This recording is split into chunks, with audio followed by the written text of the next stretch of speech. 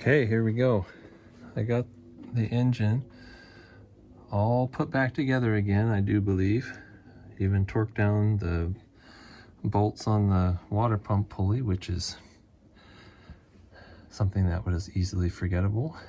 I believe I have every plug plugged back in. I have the air intake put back together. I have the coolant system put back together and partially filled. Not entirely, but partially filled.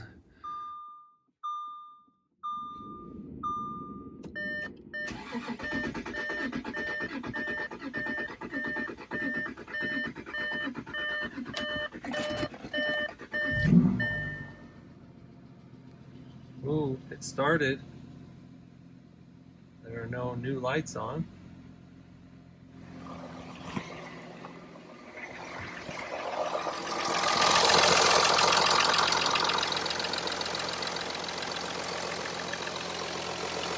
Good start.